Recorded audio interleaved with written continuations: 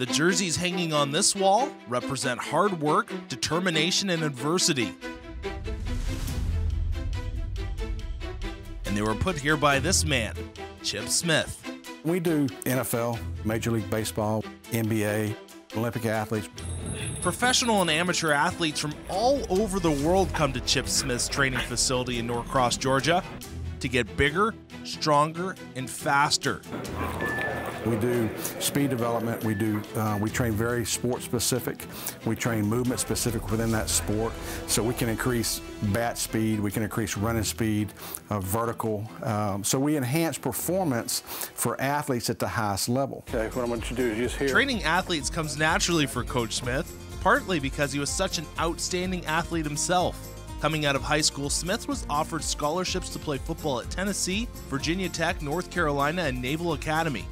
He committed to the University of North Carolina, but his situation changed after receiving one phone call. Dr. Falwell called my dad and said, hey, I'd like to come down. I'd like to talk to Chip about coming up to Lynchburg Baptist College. We're going to start a football program. And he flew down, picked me up, and we flew to Little Rock, Arkansas for I Love America rally, which I don't think is legal now. That's probably against the NCAA regulations. We were going out there. He shared with me his vision for Liberty or Lynchburg Baptist College at the time. And he asked me, he said, what do you want to do? And I said, well, Dr. Fall, I want to play football, obviously, but I played baseball too, and I'd like to be able to play baseball. And at UNC, they weren't going to allow me to do that. And he goes, well, I tell you what, if you commit to me, you can come up here and you can play baseball and you can play football. And by the way, he goes, our campus is on, you live on an island. I said, really? An island? He goes, yeah. I drive up and I've got tennis rackets, I've got fishing rods hanging out my car, I've got a shotgun in the front seat. I'm expected to go, to a summer camp where I'm going to be hunting and fishing and playing tennis every day. But it was a little bit different than that on Treasure Island. Smith's first time on a college campus was not what he expected. And his first spring football practice was not what most top high school recruits were experiencing at that time. The very first spring, they actually invited anybody that wanted to play. We had guys that had never put equipment on. In fact, we didn't even have equipment. I had to use my high school helmet. No facilities, we didn't have a weight room. All the things that they have today, we had none of that. In time, new equipment, new coaches, and new players were in place. And Smith, the first scholarship athlete for football, would be the first to do a whole lot more.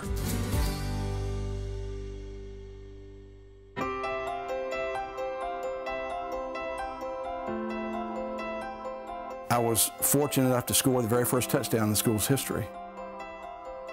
I was the first 1,000-yard rusher. I was the very first captain. And that same year, Lynchburg Baptist College started its baseball program with their star football player playing second base and batting leadoff. The very first game against Virginia Wesleyan, I went 5 for 6 with a leadoff single. So I had the very first hit in the school's history.